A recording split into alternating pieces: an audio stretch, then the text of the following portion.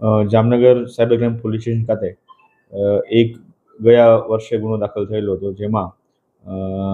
Financial fraud બનેલો હતો. જેમાં ફરિયાદીના પાસેથી અલગ અલગ સમયે પોતે આરોપી દ્વારા પોતે ફાઇનાન્શિયલ ટ્રેડિંગ એડવાઇઝર હોય એ રીતની ઓળખ આપી, પોતાની ખોટી ઓળખ આપી અને એક જે વર્ચ્યુઅલ પ્લેટફોર્મ ઊભું કરી, જેમાં એના ફરિયાદીના પૈસા ઇન્વેસ્ટ કરાવડાવી અને વર્ચ્યુઅલ પ્રોફિટ બતાવી ફરિયાદી પાસેથી અલગ અલગ સમયે કુલ 1,87,44,407 રૂપિયા પોતાના એકાઉન્ટમાં લીધેલા હતા. જે બાબતની ફરિયાદ અગાઉ cyber crime police station Jamnagar ખાતે લેવામાં આવેલી હતી અને અગાઉ એમાં આરોપી અટક કરવામાં આવેલ હતી, જેમાં વધુ એક આરોપીને મહારાષ્ટ્રના પુણે ખાતેથી અરેસ્ટ કરવામાં આવેલો છે, જેનું નામ છે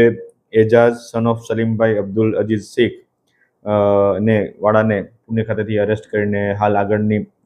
પોલીસ કસ્ટડી માટે રિમાન્ડ માટેની તજવીજ ચાલુ છે. આ આરોપીની મોડસ ઓપરેન્ડી એવી હતી કે જે વર્ચ્યુઅલ વેબસાઇટ બનાવવામાં આવી છે, એના દ્વારા પોતે ફાઇનાન્શિયલ એડવાઇઝર, ટ્રેડિંગ એડવાઇઝર તરીકેની ઓળખ આપવામાં આવે છે અને વોટ્સએપ ઉપર સંપર્ક કરી અને જે ઇન્વેસ્ટમેન્ટ કરવામાં આવે છે ફરિયાદી દ્વારા અથવા તો કોઈ પણ વિક્ટિમ દ્વારા, એ ઇન્વેસ્ટમેન્ટના આધારે એમાં વર્ચ્યુઅલ પ્રોફિટ કે લોસ બતાવી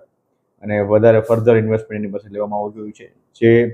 વિક્ટિમ દ્વારા જે પૈસા આપવામાં આવતા હોય છે તે ખરેખર તે શેર બજારમાં કે એમાં ટ્રેડિંગ કરતા નથી હોતા, પરંતુ પોતાના એકાઉન્ટમાં એ લેતા હોય છે. તો આ પ્રકારના કોઈ પણ